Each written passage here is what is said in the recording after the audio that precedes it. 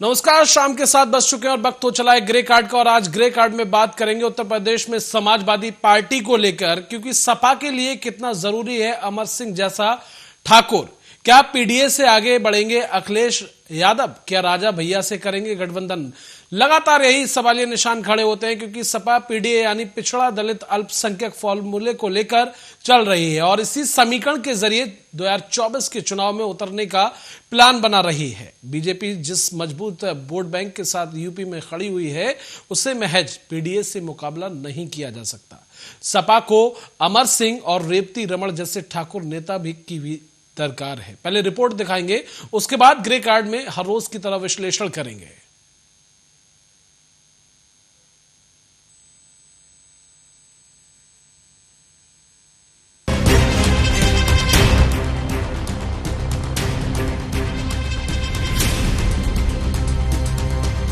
मुलायम सिंह यादव के दौर में समाजवादी पार्टी के सियासी एजेंडे में ठाकुर नेता अहम हुआ करते थे। मुलायम सिंह के राइट हैंड रेवती रमण सिंह, मोहन सिंह और ठाकुर अमर सिंह जैसे क्षेत्रीय नेता हुआ करते थे। सपा का कोर वोट बैंक यादव और मुस्लिम के बाद ठाकुर बन गया था, लेकिन उत्तर प्रदेश के बदले सियासी समीकरण और सपा की कमान अखिलेश यादव के हाथों में आने के बाद ठाकुर नेता और वोटर दोनों ही दूर हो गए। अखिलेश ने ठाकुरों की जगह ओबीसी और दलित नेताओं को सियासी अहमियत देना शुरू किया, लेकिन सियासी बाजी अभी तक अपने नाम नहीं कर सके।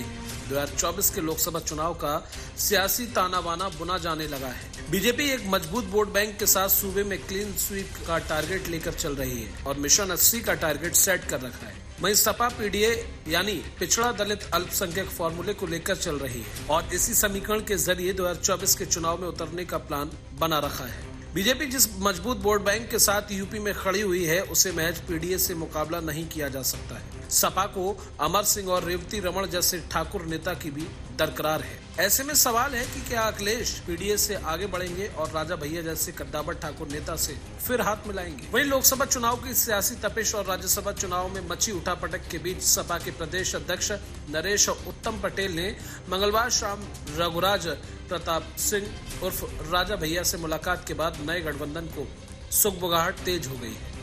इसकी वजह यह है कि नरेश उत्तम ने राजा भैया की अखिलेश यादव से फोन पर बात भी कराई। विधानसभा चुनाव में अखिलेश के साथ तल्ख हुए रिश्ते के बाद अब राजा भैया के सुर सपा को लेकर नरम नजर आ रहे हैं। राजा भैया ने कहा, मैंने अपने 28 साल के राजनीतिक जीवन में से 20 साल सपा को दिए हैं। मेरे लिए सपा पहले आती है और मेरे लिए यह कोई राजनीतिक पार्टी नहीं है। वहीं राजा भैया का बयान सियासी तौर पर अहम माना जा रहा है, लेकिन क्या फिर से वो सपा के साथ हाथ मिलाएंगे? अपने आप में बड़ा सवाल ये भी है, क्योंकि राज्यसभा चुनाव में जितनी जरूरत सपा को रघुराज प्रताप सिंह की है, तो उतनी ही जरूरत सपा की भी उन्हें है। उत्तर प्रदेश में योगी आदित्यनाथ के सत्ता में आने के बाद ज्यादातर ठाकुर नेता बीजेपी के साथ खड़े हैं। सपा के ज्यादातर नेता भी पार्टी छोड़कर जा चुके हैं और जो है उनकी अपनी सियासी हैसियत इतनी नहीं रह गई है कि प्रदेश स्तर पर ठाकुरों को जोड़ने का काम सपा के साथ कर सके। ऐसे में बीजेपी से चुनावी मुकाबला करने के लिए सपा को फिर से अमर सिंह जैसे मंझे हुए सियासी नेता की जरूरत है। बहरहाल सपा पीडीए यानी पिछड़ा दलित अल्पसंख्यक फॉर्मूले को लेकर चल रही है और इसी समीकरण के जरिए 2024 के चुनाव में उतरने का प्लान बना रखा है। बीजेपी जिस मजबूत वोट बैंक के साथ यूपी में खड़ी हुई है, उसे महज पीडीए से मुकाबला नहीं किया जा सकता है। सपा को अमर सिंह और रेवती रमण जैसे ठाकुर नेता की भी दरकार है। ऐसे में सवाल है कि क्या अखिलेश पीडीए से आगे बढ़ेंगे और राजा भैया जैसे कद्दावर ठाकुर नेता से फिर हाथ मिलाएंगे? ये अपने आप में बड़ा सवाल खड़ा होता है। Special desk, Arya news.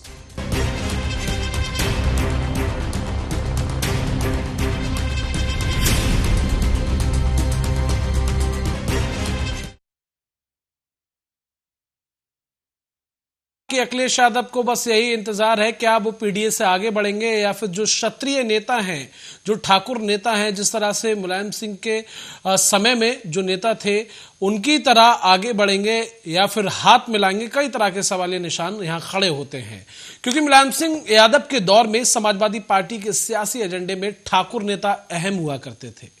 Mulayam Singh के राइट हैंड हो रेवती रमण सिंह, मोहन सिंह हो या फिर ठाकुर अमर सिंह जैसे क्षत्रिय नेता हुए। सपा का कोर वोट बैंक यादव और मुस्लिम के बाद ठाकुर बन गया था। लेकिन उत्तर प्रदेश के बदले सियासी समीकरण और सपा की कमान अखिलेश यादव के हाथों में आने के बाद ठाकुर नेता और वोटर दोनों ही दूर हो गए। यानी कि मुलायम सिंह यादव के समय में जो ठाकुर नेता थे वो तो अखिलेश यादव की कमान संभालते अलग हो गए, और 28 साल पुराना जो रघुराज प्रताप सिंह यानी कि राजा भैया से पुराना रिश्ता है समाजवादी पार्टी का, और आज जब अखिलेश यादव को ऐसा लगता है कि मुझे चुनाव में या फिर आने वाले लोकसभा चुनाव में राज्यसभा चुनाव में इसका अच्छा प्रभाव समाजवादी पार्टी पर पड़ सकता है, तो उन्होंने राजा भैया से बातचीत भी की और हाथ मिलाने की भी बात की।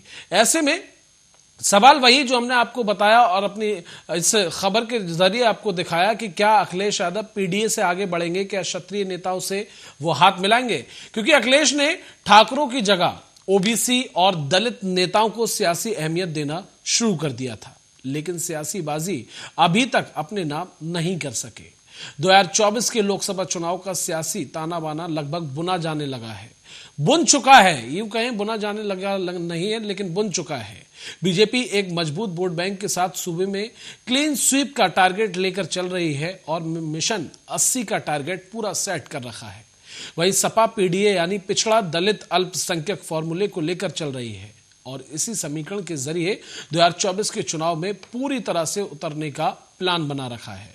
लेकिन बीजेपी जिस मजबूत वोट बैंक के साथ यूपी में खड़ी हुई है उसे महज पीडीए से मुकाबला करना नहीं किया जा सकता है। यानी कि पीडीए बीजेपी को टक्कर नहीं दे सकती, क्योंकि 80 का लोकसभा 80 सीटें उत्तर प्रदेश के अंदर हैं। 80 की 80 सीटों पर बीजेपी ने अपना टारगेट सेट कर रखा है। किस तरह से बीजेपी को एक मास्टर स्ट्रोक की चाल चलकर कैसे वो 80 सीटों पर कब्जा करना है, कैसे उन 80 सीटों पर काबिज होना है, वो अपने आप में काफी अहम हो जाता है। लेकिन अखिलेश यादव जिस तरह से केवल और केवल पीडीए का साथ लेकर चल रहे हैं, तो पीडीए को बाहर का रास्ता दिखाना बीजेपी के लिए बहुत ही आसान है। सपा को अमर सिंह और रेवती रमण जैसे ठाकुर नेता की भी दरकरार है। यानी कि जो नेता मुलायम सिंह यादव के समय में थे, चाहे वो रेवती रमण हो या ठाकुर नेता जो भी थे, उनकी अभी सख्त जरूरत है।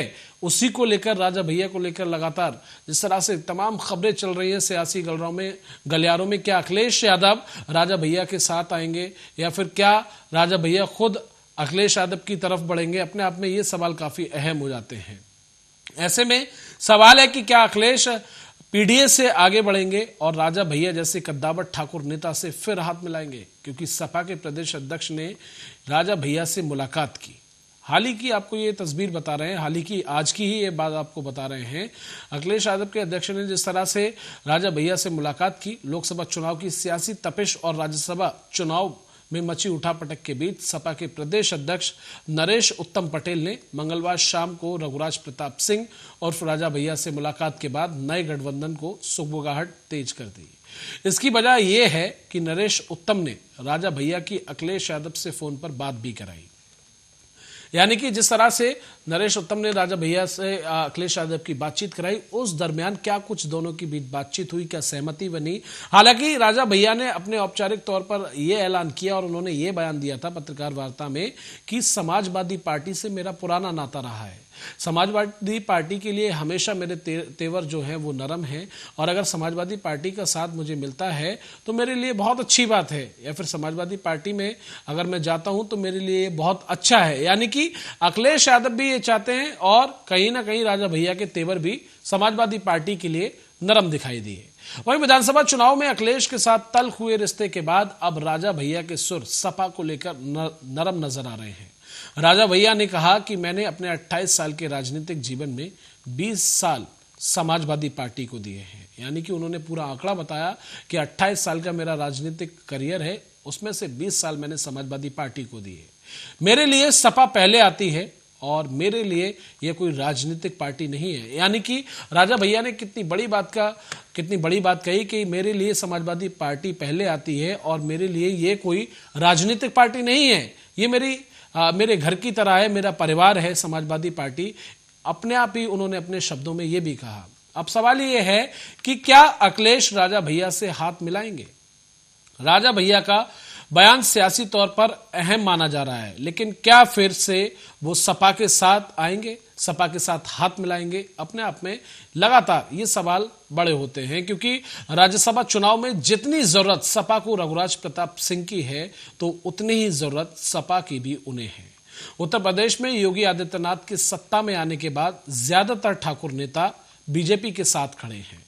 जब से उत्तर प्रदेश में मुख्यमंत्री योगी आदित्यनाथ की सरकार आई है, तब से जो जनरल या यूं कहें जनरल कैटेगरी के जो नेता हैं, जो क्षत्रिय नेता हैं या ठाकुर नेता हैं, वो ज्यादातर आपको बीजेपी के अंदर दिखाई देंगे, चाहे वो अभी गए हो या पहले ही उन्होंने समाजवादी पार्टी का साथ छोड़ दिया हो। उधर सपा के ज्यादातर नेता भी पार्टी छोड़कर जा चुके हैं और जो हैं उनकी अपनी सियासी हैसियत इतनी नहीं रह गई है कि प्रदेश स्तर पर ठाकुरों को जोड़ने का काम सपा के साथ कर सके।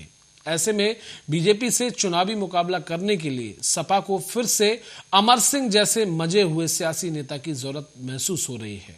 यानी कि कहीं ना कहीं समाजवादी पार्टी ये महसूस कर रही है कि अगर मैं क्षत्रिय नेताओं को अपने साथ लेकर आती हूँ या क्षत्रिय नेताओं को हम लोग शामिल करते हैं, तो जो मुलायम सिंह यादव के समय में समाजवादी पार्टी का दबदबा उत्तर प्रदेश के अंदर हुआ करता था, आज भी वो दबदबा काबिज हो सकता है अगर इस तरह के नेता हमारी पार्टी में शामिल होते हैं या हमारा साथ देते हैं तब। उधर यूपी की राजनीति में जमींदारों रजवाड़ों का क्या वर्चस्व रहा है, वो भी आपको विस्तार पूर्वक बता देते हैं। बता दें कि उत्तर प्रदेश की राजनीति में आजादी के बाद से ही जमींदारों और रजवाड़ों का वर्चस्व रहा है। यूपी के पहले ठाकुर मुख्यमंत्री बीपी सिंह इलाहाबाद के माडा के राज परिवार से थे और बाद में पीएम भी वो बने। उधर कुंडा से विधायक राजा भैया बद्री के राज परिवार से आते हैं और देश के 8वें प्रधानमंत्री चंद्रशेखर भी बलिया के एक शक्तिशाली जमींदार परिवार से थे। कला कंकर के राजा दिनेश विदेश कांग्रेस के दिग्गज नेता मंत्री थे। ठाकुर समुदाय से आने वाले राजनाथ सिंह देश के रक्षा मंत्री हैं और सीएम योगी आदित्यनाथ उत्तर प्रदेश के मुख्यमंत्री हैं। आजादी के बाद ठाकुर समुदाय के लोग कांग्रेस का परंपरागत वोटर माने जाते थे। इसके पीछे की वजह यह थी कि राजा रजवाड़े ज्यादातर ठाकुर थे और कांग्रेस उनकी सियासी ठिकाना बनी, लेकिन ब्राह्मण समुदाय का दबदबा होने से ठाकुर सत्ता की लालसा में छिटकने लगे।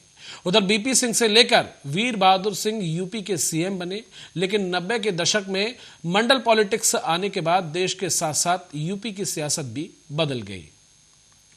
मुलायम सिंह यादव ने ठाकुरों की ताकत को समझा। मुलायम सिंह यादव को पूर्व पीएम चंद्रशेखर का करीबी माना जाता था और सियासत में उनके साथ रहते हुए ठाकुरों की ताकत को समझा जाता था। इसीलिए मुलायम सिंह यादव ने जब जनता दल से अलग होकर समाजवादी पार्टी बनाई तो मोहन सिंह रेवती रमण जैसे दिग्गज ठाकुर नेताओं को साथ रखा। इसके अलावा उन्होंने अलग अलग इलाकों में भी ठाकुर नेताओं को जोड़ा और उन्हें संगठन में अहमियत भी दी, यानी कि उन्हें पूरा सम्मान भी दिया, उन्हें अहमियत भी दी अपने संगठन में। इसके अलावा मुलायम सिंह ने समाजवादी राजनीति की, लेकिन बसपा की तरह ब्राह्मणवाद और सामंतवादी विरोधी राजनीति नहीं की। इसके चलते ही ठाकुरों का एक बड़ा तबका मुलायम सिंह यादव को पसंद करता रहा और ठाकुर अमर सिंह के साथ आने के बाद सपा की ठाकुर राजनीति में तेजी से विस्तार हुआ। अमर सिंह सपा के ठाकुर चेहरा बनकर उभरे। उत्तर प्रदेश में मुलायम सिंह यादव मुख्यमंत्री थे तो अमर सिंह सपा के ठाकुर चेहरा बनकर उभरे और सपा सरकार में ठाकुरों का बोलबाला रहा। 2004 से 2007 तक सपा में अमर सिंह की तूती बोलती थी। उधर 2022 में मायावती ने राजा भैया पर नकेल कसा और जेल में डाला तो मुलायम सिंह यादव ने उनकी लड़ाई को संसद से सड़क तक लड़ी। मुलायम सिंह से लेकर अमर सिंह सहित सपा के तमाम ठाकुर नेता जेल में जाकर राजा भैया से मुलाकात की। सूबे में सपा की सरकार बनने पर राजा भैया पर लगाए गए मुकदमे वापस लिए गए और मुलायम सिंह सरकार में मंत्री बने और ठाकुर नेता के तौर पर उनकी पहचान हुई। यही कारण था, बस हम आपको यही बताना चाह रहे थे कि राजा भैया जब 28 साल का अपना रिश्ता ये मानते हैं कि समाजवादी पार्टी मेरे लिए कोई राजनीतिक पार्टी नहीं है, मेरा अपना परिवार है, तो वो सिर्फ और सिर्फ वजह ये थी कि जब मायावती की सरकार में राजा भैया पर जो भी मुकदमे दर्ज हुए और उन्हें जेल भेज दिया गया और उसकी लड़ाई, राजा भैया की जो लड़ाई थी वो मुलायम सिंह यादव ने ठाकुर यानी कि क्षत्रिय नेताओं के साथ एकजुट होकर लड़ी। संसद से सदन तक या संसद से सड़क तक ये लड़ाई मुलायम सिंह यादव के द्वारा लड़ी गई और जब मुलायम सिंह यादव की सरकार आई तो राजा भैया को बेबुनियाद साबित करते हुए उन्हें जेल से रिहा भी कराया। अब जिक्र 2012 में करते हैं। 2012 में सपा के टिकट पर 38 ठाकुर विधायक जीते थे। यूपी में जब सपा विधानसभा चुनाव जीतती है तब ठाकुर विधानसभा में सबसे बड़े समूह के रूप में उभरते हैं। अखिलेश यादव के मंत्रिमंडल में भी ठाकुर जाति का प्रतिनिधित्व कम नहीं था। 2012 में 48 ठाकुर विधायक जीत कर आए थे, जिनमें 38 सपा के टिकट पर जीते थे। यही वजह थी कि अखिलेश सरकार में 11 ठाकुर मंत्री बने थे। इनमें से आधे से ज्यादा नेताओं ने सपा का दामन छोड़कर बीजेपी और दूसरे दल में शामिल हो गए हैं। अखिलेश सरकार में मंत्री रहे विनोद कुमार सिंह उर्फ पंडित सिंह का कोरोना से निधन हो चुका है। सपा सरकार में मंत्री रहे रघुराज प्रताप सिंह ने अब अपनी अलग पार्टी बना ली है। राजकिशोर सिंह सपा छोड़ बसपा में हैं। राजा महेंद्र अर्दिमन सिंह भी पार्टी छोड़ भाजपा में शामिल हो चुके हैं। तो समाजवादी पार्टी से 2022 में टिकट न मिलने पर मदन चौहान बसपा में शामिल हो गए। राजा आनंद सिंह का बेटा भाजपा से सांसद है। इस तरह से सपा के अन्य ठाकुर नेताओं का सियासी ठिकाना बीजेपी बन गई और ठाकुरों की जगह अखिलेश ने दलित पिछड़े वर्ग पर फोकस किया। अखिलेश यादव ठाकुरों की जगह दलित पिछड़े समुदाय पर फोकस किया।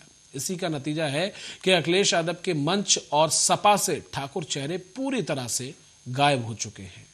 अखिलेश के करीबी अरविंद सिंह गोप, योगेश प्रताप सिंह, राकेश प्रताप सिंह, ओम प्रकाश सिंह और उदयवीर सिंह जैसे नेता बचे हैं, लेकिन इनमें से कोई भी प्रदेश स्तर पर सियासी प्रभाव नहीं रखते। उधर 2024 के चुनाव और सूबे के सियासी समीकरण के लिहाज से सपा पीडीए फॉर्मूले को लेकर चल रही है, लेकिन सिर्फ इसके दम पर कि बीजेपी को चुनौती नहीं दी जा सकती। इसकी वजह यह है कि बीजेपी के साथ गैर यादव, ओबीसी और दलित समुदाय का बड़ा तबका उनके साथ है, जो फिलहाल टूटता नजर नहीं आ रहा है। राज्यसभा चुनाव और विधान परिषद और जिला पंचायत अध्यक्ष का चुनाव सीधे जनता से होने के बजाय प्रतिनिधियों के द्वारा होता है। ऐसे में ठाकुर और दबंग नेताओं का रोल अहम हो जाता है। सपा को एमएलसी चुनाव में ठाकुर नेताओं के न होने का खामियाजा उठाना पड़ा है और राज्यसभा चुनाव में राजा भैया की दरकरार सपा को हो रही है। माना जा रहा है कि सपा उन्हें दोबारा से अपने साथ मिलाना चाहती है, जिसके लिए नरेश उत्तम मंगलवार को राजा भैया के घर पहुंचे थे। इस दौरान राज्यसभा चुनाव में समर्थन मांगे जाने के साथ साथ 2024 के लोकसभा चुनाव में गठबंधन भी किए जाने की चर्चा है। अब राजा भैया के जरिए सपा ठाकुर वोटों को साधने का दांव चल सकती है। सपा के पास कोई दमदार ठाकुर चेहरा नहीं है। वहीं योगी आदित्यनाथ और राजनाथ सिंह के रूप में बीजेपी के पास ठाकुर नेता हैं, जिनके सामने सपा के पास कोई दमदार ठाकुर चेहरा नहीं रह गया है। इतिहास गवाह है कि आजादी के बाद से यूपी में सत्ता में कोई भी ठाकुर हमेशा से प्रभावी रहे हैं। यूपी की सियासत में भले ही ठाकुर 6% हो, लेकिन राजनीतिक रूप से काफी ताकतवर हैं।